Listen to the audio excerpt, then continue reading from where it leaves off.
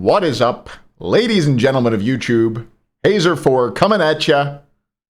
What's going on, everybody? It's me, Hazer, here with another Hayvering. Unfortunately, with a complete and utter lack of pub quiz updates, we did not go to the pub quiz today.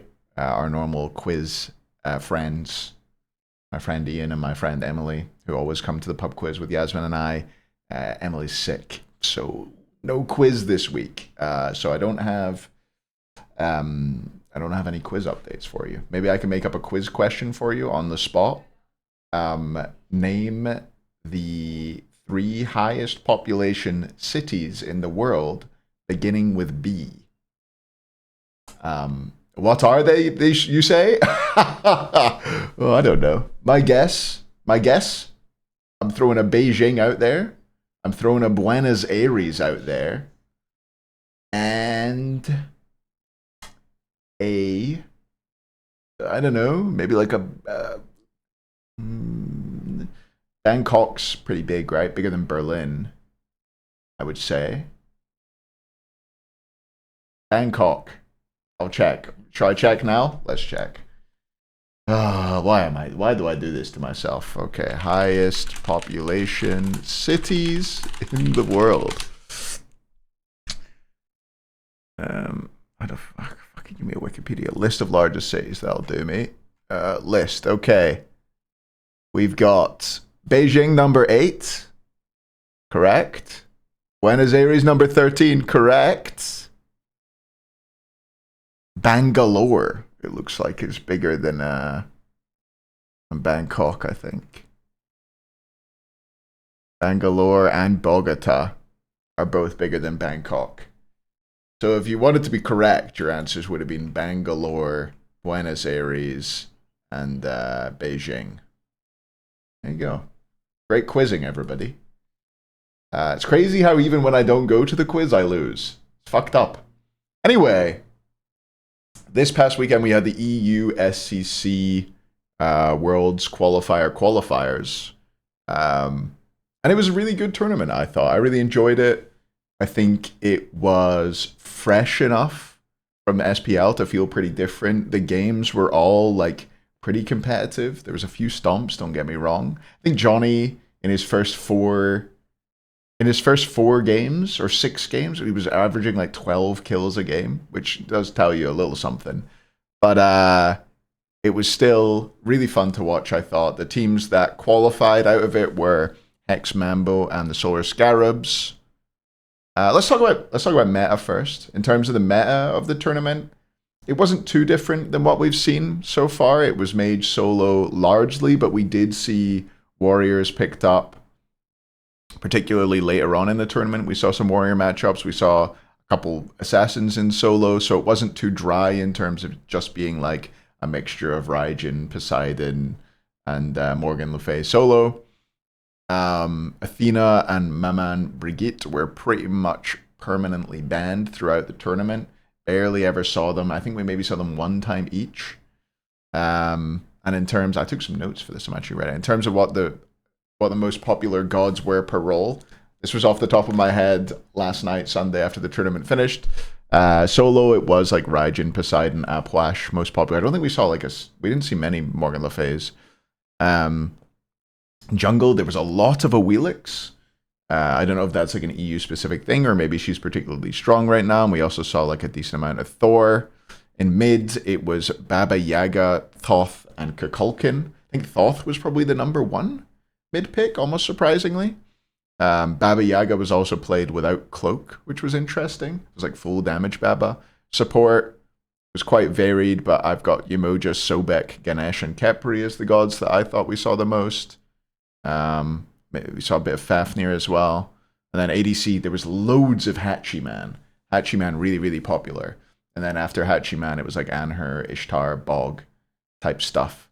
But yeah, the teams that qualified were Hex Mambo, which is Julio, Johnny, Rapio mid, which was a change. Kha'Zix and Spudio in the duo lane. Very strong team. The favorites going in looked like the favorites throughout. They got brought close by the Wargs in the winners bracket final, like really close. Wargs kind of dominated them in game 2. Johnny had an incredible performance, but I think the one to talk about mostly, well, there was a couple surprises for me, I guess. Rapio was the biggest surprise. I really didn't know what to expect with him in mids, and I think he was head and shoulders above all the other mids in the tournament. I thought he played really, really well. I think I'm going to do a demo review of his Toth game to qualify his team to Worlds, because he just ran that game, crushed people. I think he got a one-shot with Toth ult at one point onto Davey. He really, really played well. And another like little bit of a surprise for me was I thought Julio actually looked super solid on the mages. Didn't like blow me away, but didn't look uncomfortable, I don't think. Did go back to the tier when it really mattered and destroyed on the tier. So the Hex Mambo went through his number 1 seed from EU, and then number 2 seed coming out of EU is the Solar Scarabs. That's Deathwalker solo, April jungle, Zeros mid, Ice Silence support, and Echrome ADC. I think that the 3 you're going to know the best out of that team are Deathwalker, Zeros, and maybe slightly less so Echrome. All pretty storied. Echrome was on that Mambo team that looked really great last year, and he looked like a real star last year. Had a bit of a fall off this year, I think. I think he works full time now and just hasn't played the game as much. He used to just slam ranked nonstop, but he had a really solid tournament. But I think the ones to talk about in this were the surprising. I would say that the players that you would expect to be quieter on this team in Ice Silence and April were really, really good. Ice Silence, I think, was the best at the invade meta, probably even including Preds, who was pretty good on the Wargs. And April, I think, was competing with Johnny for jungler of the tournament. He was really, really, really strong. He played hyper carries like Susano and Mercury and just like crushed on them. Had an incredible bats game as well to qualify his team in the end. Got like some enormous bat salts and really controlled the game against Worst Turtle, who was having a great tournament until then. So a lot to be happy about if you're the Scarabs. Deathwalker also played a bit of Osiris and Bologna and went like an interesting build. I thought I'd touch on that. He went like Death's Toll, Phalanx, Executioner on both of them, I think. Looked pretty tanky, did a lot of damage, got to play aggressive invade things, and it was nice to watch. That was something a bit interesting. Deathwalker's got to throw something spicy out there. He's playing Hell solo as well. But he had a solid tournament. The question I have here is, will Ice Silence actually go to LAN? He's been a bit of a LAN dodger in his time, so I really hope that he makes it out, because he's been a really, really good support player for a long time, Ice Silence. He's like just super solid, puts in the hours in the game, seems like a nice guy, good player, but has just been a LAN dodger for a bit. I really hope that he makes it out and this full team can make it to Worlds and make it to the Worlds qualifiers, rather, and maybe make it to Worlds. We'll see. And I wanted to give a little shout out to the Wargs. They definitely, like, the Niflheim Wargs, which was the team with, let me see if I can remember, it's Panvich, Worst Turtle, Icarino. No, it's Panvich, Worst Turtle, Gunter, Preds, and Davey. Preds and Davey obviously been teaming together for a long time and doing really well in the EUCC for a long time. This team definitely looked as if they could have made it. They could have beaten Hex Mambo in the winners bracket final, and then it just felt like they kind of lost. They ran out of steam in the losers bracket final and ended up going down to the Scarabs. But a really good team. I think they could have competed at the same level and could have competed with SPL, but c'est la vie, only 2 teams get to qualify. A really great tournament, I thought. I really enjoyed it. I enjoyed the switch up. I'm looking forward to seeing how NASCC goes next week as well, which I guess let's get on to that. Let's talk about NASCC. Let me pull up, not list of largest cities. Pull this up instead. Which is the standings. Valkyries have only dropped 1 game this phase. I think it was to the... I gotta check. Nobody look at my notes. They only dropped a single game against the Sages. Sages are the ones who took a game off them. Is that true? Is that right? Let's confirm. Confirming them. Yeah, they lost one to the Sages. Don't know what happened there. The Valks looking like the favorite out of NA. That's Aquarius, Sanford Soccer, Crimson, Gamma, and Wowie. Obviously a very, very solid team that people will expect to do well. You've got 4 guys even who have just come out of the SPL, I suppose. and Krim, who has been considered for SPL teams, even had an SPL spot at one point, but couldn't join because he was going to lose his scholarship. So a really, really solid team full of pretty storied players. Gamma, Wowie, and Aqua as well, like, tend to do incredibly well at this level. They're in that really frustrating spot, I feel like, where they're too good for this level, but then they go to SPL and they're not quite good enough. But maybe this will be the year where they can show that they are more than good enough for that level. So they're definitely the favorites going in. Next up, you've got the Tyrian Weavers, Ramakami, Layers, Tripno, Promise, Zen, and Hydrogen. Layers obviously was suspended and unable to play in any competitive Smite tournaments for the first half of this year, but in the summer he joined up with this team. Apparently they've been looking pretty strong. They are second seed. They've done very well until apparently they got stomped by the Valks. I think one of the casters was telling me, Judas was telling me. So yeah, really strong team. Ramakami, great player, has had some questionable builds in the past. Tripno is one who's been around for a bit, but I feel like I've never seen that much of Tripno. Promise. Zen is, I think I've said this every big tournament Zen's been playing in. He's always been considered the next up, and like the one who's going to do it, and he's good, and he's got to perform, and then I think he falls quite flat come tournament time. So I hope this is the time where I get to see the potential that everyone talks about. Hydrogen as well, the Jingwei guy, is their coach. Second seed is Tyrian Weavers. Team with experience. Layers will be hoping to put the Jets on, put some pressure out there.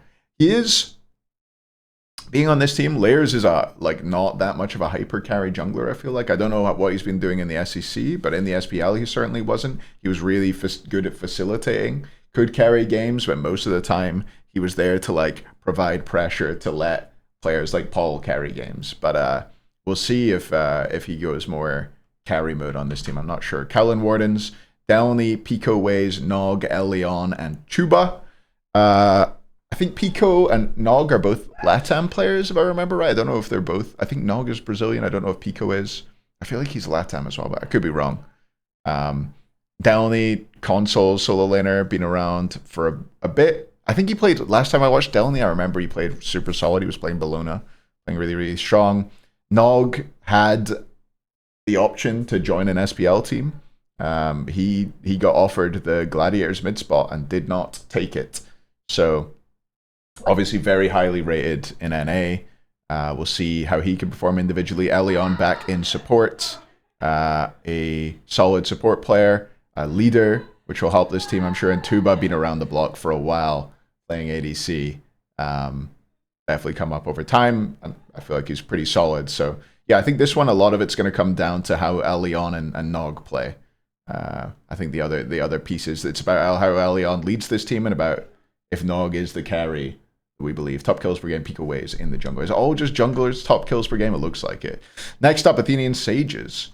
Snaddy, Grave, Nehu, Hammy, and Donut Doug. Players who've been around for a long time. Nehu and Grave.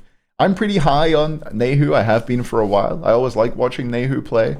But doesn't tend to get... to win things? Is that fair to say? I don't know if Nehu ever wins anything. But let's see if he can do it this time. Donut Doug.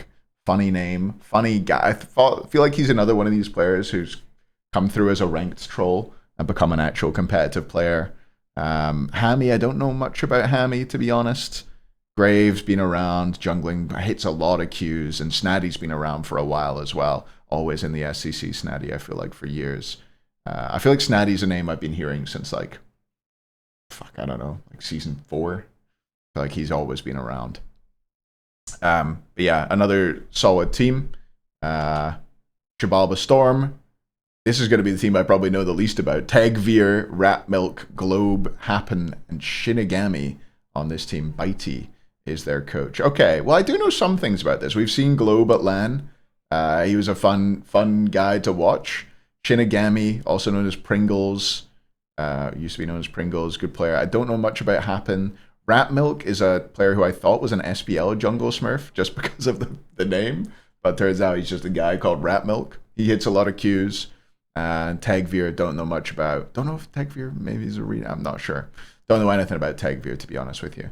But yeah, one of the bottom two teams. Pringles, very good player. I think Rat Milk is pretty good. These are the two I'm looking at to perform on this team. Pulling that out of my ass. Let's go. Next up, Aru Scorpions, the team that you wouldn't expect to be last on name power. But it doesn't surprise me that much either. It's Relentless One, Miggy, Baronary, Not Gino, and Gaige. Guy Scangarello. I didn't know his last name was Scangarello. That's clean ass. Gino and Relentless One have the same last name, and that's because they are brothers and twin brothers at that, as we know. And I would never lie about people being brothers or not being brothers, so you know that's true.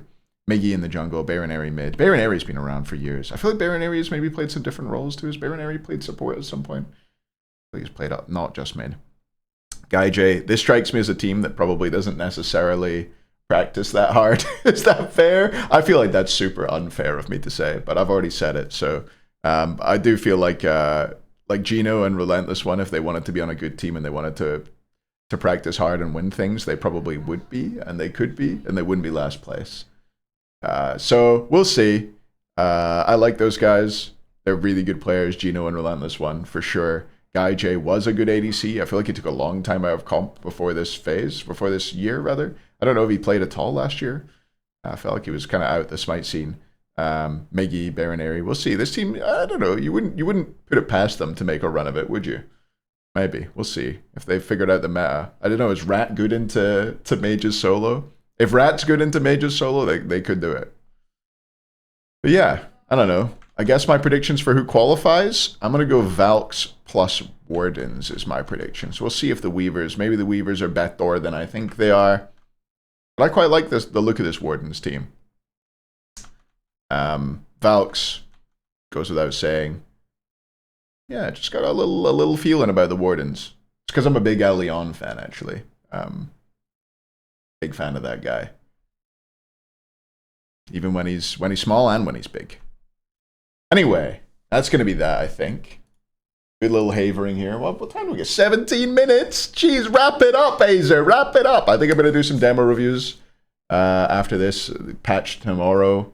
Looking forward to playing some Jewel on the new patch. And I think I'm casting a tournament tomorrow as well. Fuck, I'm so busy, man. Give me a break.